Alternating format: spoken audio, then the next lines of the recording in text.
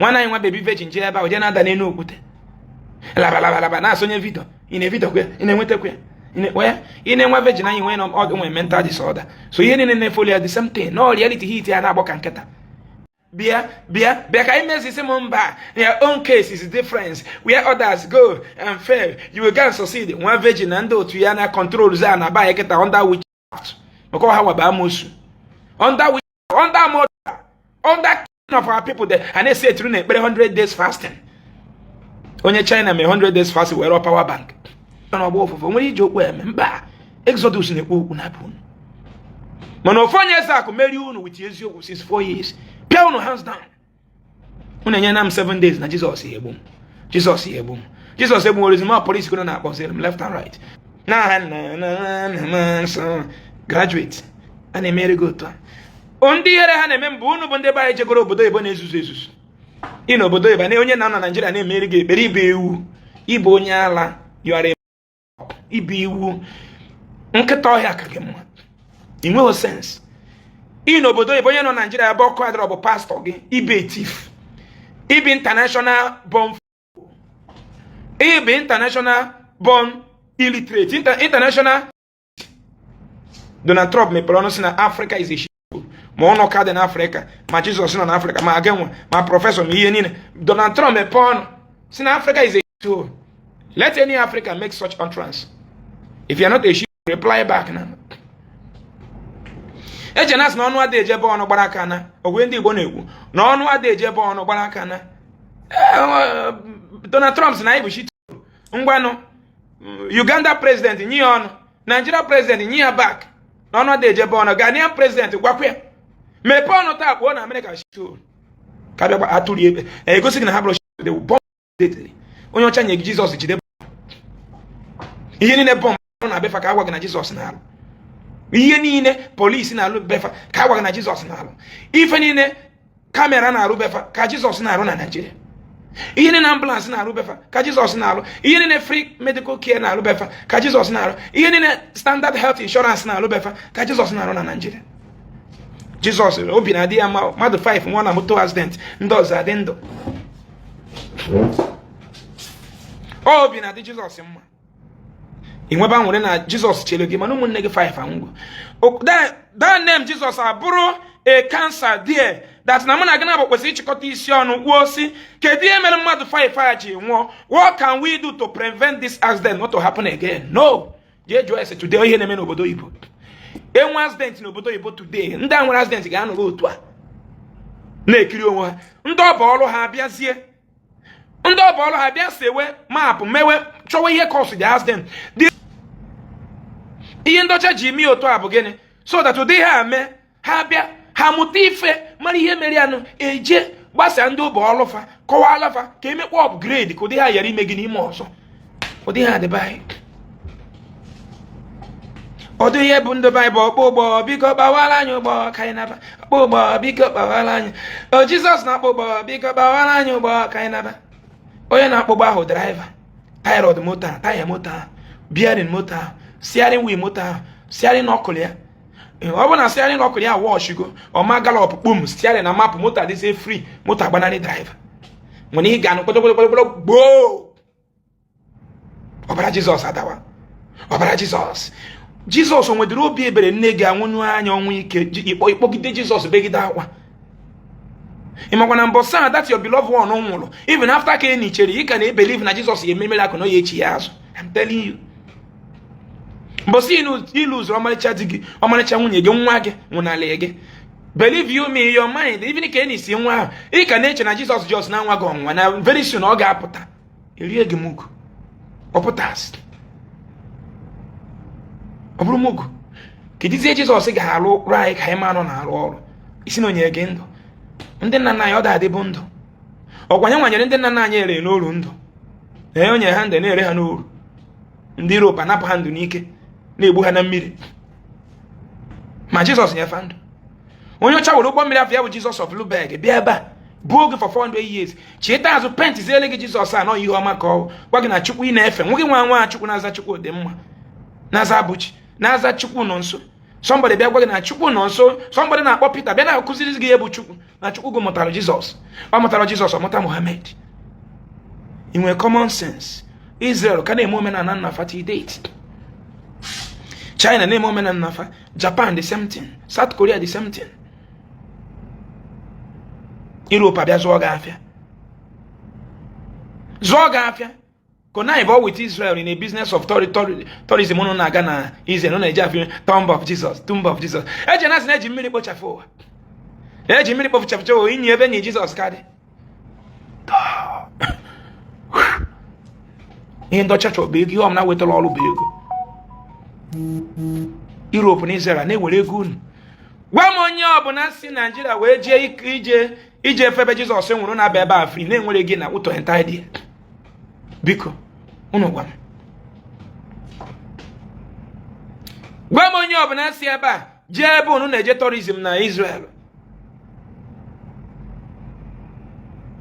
Gwa m onye si ebe a jee Israel na-anaghị akwụ ụgwọ before banye di. Gwa m onye si ebe a jewe Israel nọ na-eji fini Jizọs na-agbara flight. Israel enwere ego ha nataghị na embassy. Israeli embassy. Israel ga-ebido from your mugurity, from your country, make we go from you to Ebata Befa. Ị na-eji febe ni Jizọs. Ha napụghị ego na embassy. Ịkwụcha ụgwọ na embassy, ịkwụ ụgwọ wee bịa ebe ni Jizọs. Ịkwụcha ụgwọ ebe ni Jizọs, ịkwụ ụgwọ hotel na Befa. Ha na-eri gị muku. Gwa m onye enwezo 1 million account a na-enye visa ka o jee ebe ni Jizọs na Israel. Enwe. Unu zama ajụjụ a ụmụ Jizọs.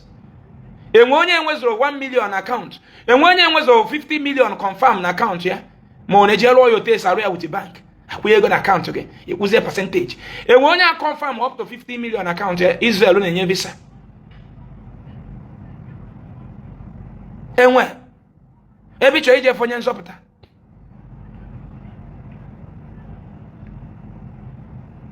Enwelu. Ana m ajụ gị. Enwere onye ọ na-eje ụka maka na na-eje money mass every day, na-ekpe choosing. Ana m na-ajụ na na-aza m. Enwere onye na-enwezo confirm 50 million account a na-enye visa ka o jee febe Jizọs nọ. Ha ga-addition ị nwere ego. Ka edi reason ha ga-addition ị nwere maka ịbịa be ka inwe ike goro ife dịbe ka inwe ike nọ na hotel na-akwụ ụgwọ na-agagharị. Nwana anyị Nwababy virgin jee ebe ahụ jee na-ada n'elu okwute. Labalaba na-asonye video. Ị na-evideo kwa, ị na-enwetakwa ya. Ị na-enwe virgin anyị nwee mental disorder. So ihe niile na-efoli ya the same thing. No reality hit ya na-agbọ ka nkịta. Ịma ihe onye ka na-ajụ m how do I come into this world? Bible ọgwa gị ka isi ebi ụwa. Nye m evidence Bible gosi gị isi ebi ụwa. Bible gwa gị na atụwara ime virgin Maria ngwa kpee ekpere ka nwa gị dị ime. Ya nọ na dị ime. Onye efu. So Bible na-abịa ihe mere mụ na gị isi mara ka isi ebi ụwa ọkụ ya. Ngwa gị nwa mazi ka isi ebi ụwa. Kedu ebe isi ekara onye Hausa mma? Ichigo Nigeria. After ka macha ka isi ebi ụwa, kago ndị Turkey mma. Pant iyi n'ukwu na gị nwa na-ajụ m ajụjụ ebe a bụ pant ndị Turkey lụ. China lụ. Gị nwa ama ka isi ebi ụwa ngwa ọgwụ ndị Pakistan ka ị na-anwụ. Last time malaria mere gị iji enwe ọgwụ. Ị karị na be eluigwe nakwa ebe isi ebi ụwa. Ị mara ebe isi ebi ụwa mana ị mazi ebe ya esi na.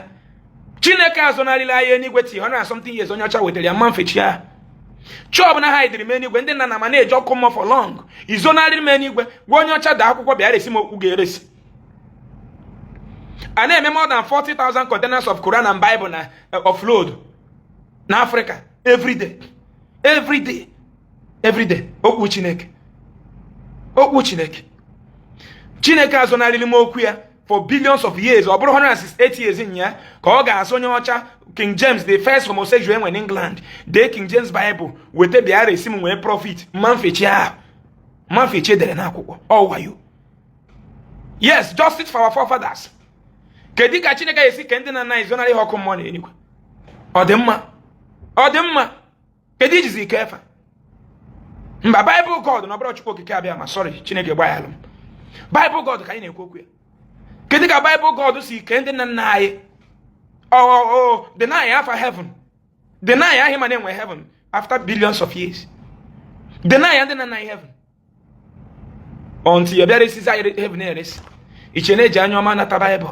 Ọ tọchọ. Mental air force dị na our brain. Gị tụwalụ nwa gị asị.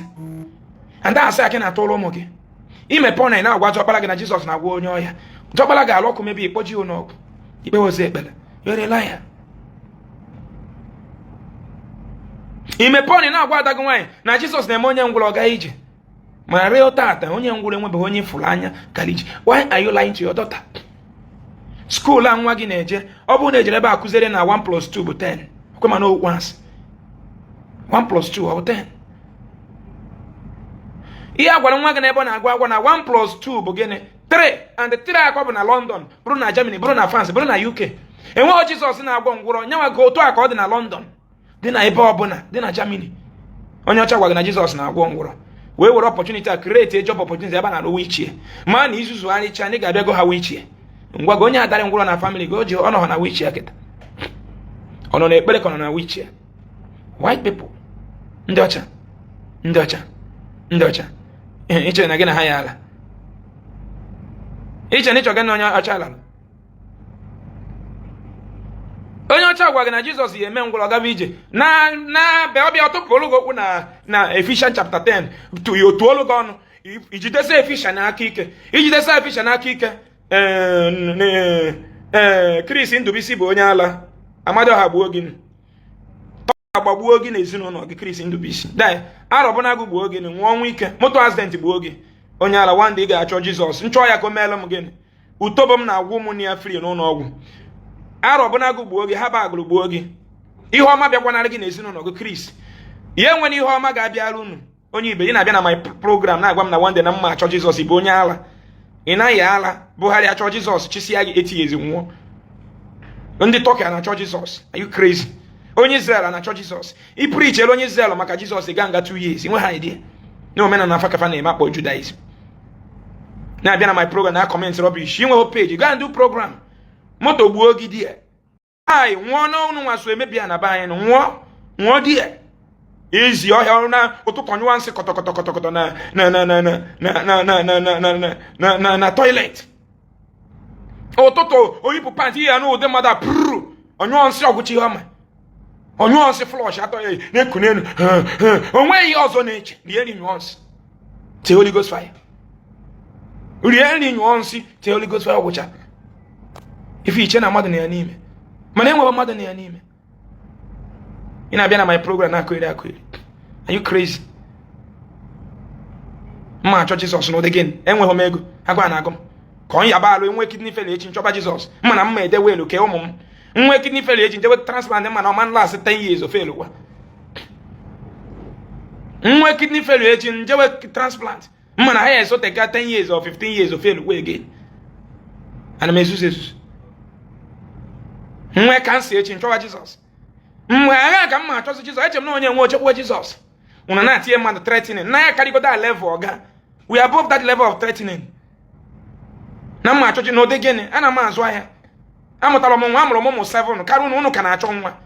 ụfọdụ n'ime unu na-ekpere Jizọs na-achọ nwa amụrụ m ụmụ nwoke 5 ọmarịcha ụmụ nwaanyị na-abụ nye many people scholarship na school rụọ hospital ebe ụmụ nwaanyị m gwa 115 children free na-achọ Jizọs. ọ gị nwa ya achọ m a day shall come where you will look for me. ga mark today's date. A day shall come when you will look for me. Si na mma achọ Jizọs chọọ Jizọs ka o meela m gịnị ka o gboolu m aka m ka ọ tinyere m ọkụ m enweghị. na 21st century a na-akwụ ndị ọgbọ anyị ụgwọ ka unu na-eduja anyị na block rosary ajụ anyị mmadụ one ka Jizọs fụ n'obodo Gethsemane na-agwa anyị ihe omimi nke afụfụ. enwere ihe omimi nke afụfụ ka ị na-akụziri makwa na ihe a crime against humanity. ịkụziri ịtọchọ ụmụazụ na Europe gọọmenti abịa kpọrọ ya ichie m chaplet si m kpụọ ihe omimi nke afụfụ. imewe m encourage ka Jesu si taa afụfụ na mma ata afụta karịa Jesu na ọsụsọ gbarịa na ebe enu. kedu ebe ọsụsọ na ọgba Jesu kedu ebe ọ gbarịa ọ na Owerri road ọ na control na Owerri ka ọ na warehouse ka ọsụsọ na ọgba ya ọ gbarịa na Aba ị naghị ala. somebody na-eme ekpere were escort gbuo onwe ya okirikiri. Jizọs bụ ike ka ike mana pastọ gị ji bulletproof aga. Jizọs bụ ike ka ike mana ka ị rụchaa chọọchị igwele ka onye chọọchị unu rufuo chọọchị gị ị chọọ professionals in capital. how many churches unu na-agata bụ onye chọọchị unu rufuo the church. ịma mkpe nwe ekpere ka one of the member rufuo. no, you start looking for somebody na-abụrụ onye chọọchị unu a professional in the field. so Jizọs adịghị emezi miracle.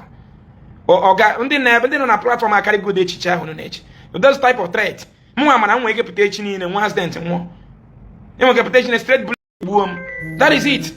So when anything he get G and Ojo, I got to go that level. Or try to time one there, and they from a page. Boom woman and abuse is so. Man, I ain't develop cancer tomorrow.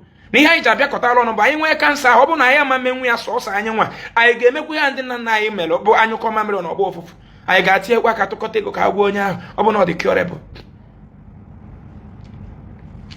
jena ka nwodi mentality unu na mentality ihama we work for ihama nkai we work for it work and chop why ha ibu ndo mena na buze zogupu if for trouble face a trouble na call them one day will look for Jesus ina yala. Are you? He said, Jesus toilet sushi kalwolo. Jesus will go on the by. During the war, we look for Jesus. Did he answer us? You look for it. During the war, Jesus. Jesus baffled. Our ancestors slept in the bush for 3 good years. Before the Ajani and Ogubi Sabialo Ojuku pocket. Luo Bunibu. Ema kwa na ndị na-achọ obodo anwa ihe anya bụ ihe mekwesị ikwuche na kamera ema ona da agụ history je jụọ nwoke ndị niile na-arụrụ Ogbunigwe mgbe anya ihe dị na-esi na agbụrụ ha pụta je nwe ihe ama ya bụ mkpụrụ n'ikuku onwe ihe anaghị ekwu n'ikuku mana ịma nghọta family ndị a niile rụrụ Ogbunigwe n'agha je jụọ onye nụrụ ya ndị soro Ogbunigwe jugodu fa what happens to their children after the war. Here Britain, Nigeria government made their children after the war. Go and ask question. Una wari up and down. It's a Bible challenge your bomb. But the Bible can go up what you ganya. But the Bible challenge you make you blog in a man of oblo nemo. Chiwagi bam, piago bebe bab biscuit bone or bawa. Piawagi look complete. Nike, and what he kike. Nike kicking it walk on. Na abu mushayin onye ọcha brigade imile egbe gbagbo nwunye mmadụ dị ime gbagbo ụmụaka fọm ndị gbacha abụọ ma ndị bụ ọga ndị na frustrate ndụ ndị mmadụ this woman na ịnapụ gị anwụ bụ n'afọ nwatakịrị abịabeghị ụwa nwụọ ịnapịa di ya napịa ụmụ ndị ọ mụrụ amụ